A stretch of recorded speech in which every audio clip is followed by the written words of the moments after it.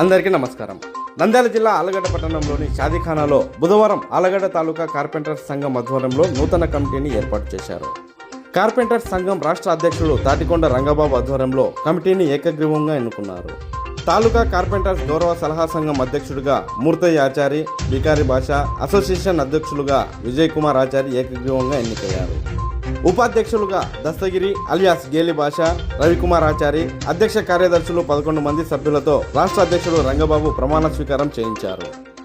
ఈ కార్యక్రమంలో ముఖ్య అతిథిగా Nandyal assistant labour officer Murali, రాష్ట్ర ఉపాధ్యక్షుడు చంద్రశేఖర్, కోశాధికారి షేక్ షంషేర్ తదితరులు పాల్గొన్నారు. ఈ రోజు నుండి మరి రెండవసారి బాధ్యతలు చేపడతా ఉన్నాడు ఆయన. విజయ్ కుమార్ ఆచార్య గారికి చెప్పడంతో మీరు ఎప్పుడు కూడా ఆయన సహకరించాలి, ఆయన మీకు సహకరించాలి, అలా ఉండాలి.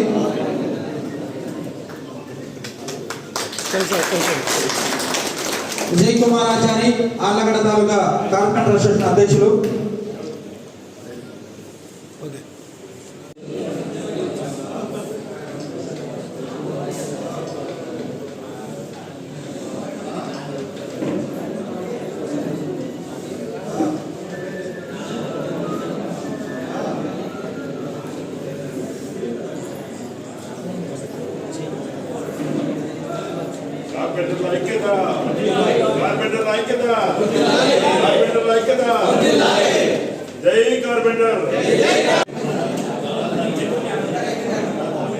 ఆళ్లగడ్డ కార్పెంటర్ అసోసియేషన్ సమావేశానికి వచ్చినటువంటి ఆళ్లగడ్డ తాలూకా కార్పెంటర్లందరికీ మరి మా కార్మిక శాఖ నంద్యాల వారి తరపు నుంచి హృదయపూర్వక నమస్కారాలు.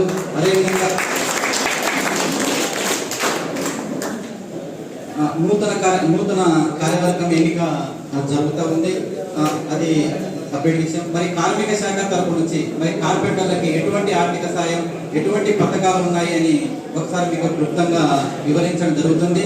తర్వాత మీ యొక్క సమస్యలు ఉన్నా కూడా నా దృష్టికి తెగి దాన్ని దాదాపు పరిష్కారం అయ్యేదానికి నేను నా వంతు కృషి చేస్తానని కార్మిక శాఖ నంద్యాల తరపు నుంచి తెలియజేసుకుంటున్నాను. డిపార్ట్మెంట్ మీద కొన్ని సందేహాలు ఉన్నాయి. ఏంటంటే ఫారెస్ట్ డిపార్ట్మెంట్ వాళ్ళు మన దగ్గరకు వచ్చేది ఎందుకంటే వాళ్ళకు సీఫీజ్ టార్గెట్ ఉంటుంది. సంవత్సరానికి ఇంత వాళ్ళు టార్గెట్ కవర్ చేసి ప్రభుత్వానికి అందజేయాలి. వీళ్ళు ఏం చేస్తారంటే నెలకొన్న మామూలు ఏమో సామీల దగ్గర టింబర్ వ్యాపారం చేసే వాళ్ళ దగ్గర తీసుకొని వీళ్ళ అవసరాలకు వాడుకుంటారు. చివరిన కార్పెంటర్లకు సీఫీజ్ కింద అంటే ఇది దొంగలుగా మమ్మల్ని ఒక సీఫీజ్ రాపించుంటారు మన దగ్గర. మీరందరూ కలిసి ఇస్తారా, షాప్కి ఒక 2000 కట్టాలా, షాప్కి 1000 రూపాయలు కట్టాలా, లేకుంటే సంఘపరంగా అయితే కట్టాలా అనే విధానంగా దాదాపుగా నేను 2016లోనే 2014లో ఒకసారి ఇట్లే జరిగింది. ఫస్ట్ రైడింగ్ నా షాప్ మీదే జరిగింది. నా షాప్ మీద జరిగితే అప్పుడు ఎలక్షన్ల ముందర కాబట్టి భూమనారాయణ రెడ్డి గారు ఉంటుంది. భూమనారాయణ రెడ్డి గారితో మాట్లాడితే ఎప్పుడే ఆ సమస్య పరిష్కారం అయింది. 2014కు ఈ రోజుకి దాదాపుగా 10 సంవత్సరాలు అయింది.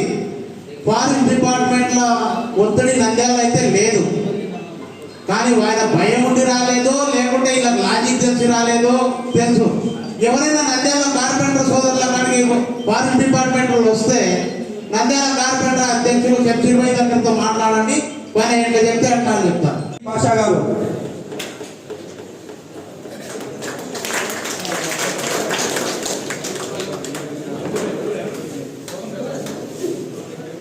అలాగే పర్యటక ఉపాధ్యక్షుడు వి రవికుమార్ ఆచారి ముందర ఆలోచన కోరుకుంటున్నాం మీరు స్టేజ్ వద్దకు. అలాగే ఈ అసోసియేషన్ కి జనరల్ సెక్రటరీ షేక్ మహబూబ్ పీరా,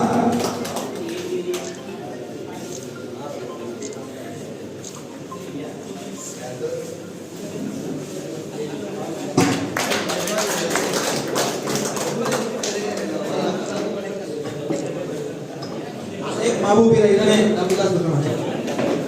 కోశాధికారి ఎస్ మహబూబ్ బాషా చాలా లేదు కొంచెం ఫోటో పడాలి.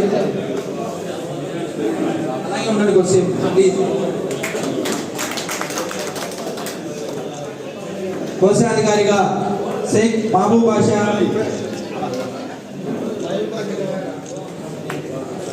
లేకపోతే ఖచ్చితంగా బతకలేనటువంటి పరిస్థితి ఈరోజు వచ్చింది. కాబట్టి మేము కూడా ఇక్కడ ఈ స్థానికంగా ఉన్నటువంటి కార్మిక సోదరుల యొక్క ప్రయోజనాలన్నింటినీ కూడా దృష్టిలో పెట్టుకుని ఈ సంఘ బలోపేతం కోసం వాళ్ళందరినీ సంఘటిత శక్తిగా తీర్చిదిద్దడం కోసం ఒక కార్యాచరణ ఈరోజు ఏర్పాటు చేసుకోవడం జరిగింది.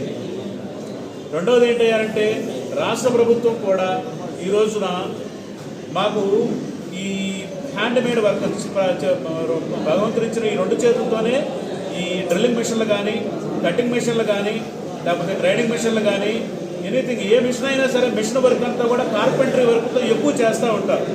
ఆ క్రమంలో ప్రధానంగా ఈ చేతి వేళ్లకు సంబంధించి కట్ అయిపోవటం, విరిగిపోవటం, లేకపోతే మెల్ట్ అయిపోవటం ఇవన్నీ జరుగుతూ ఉంది.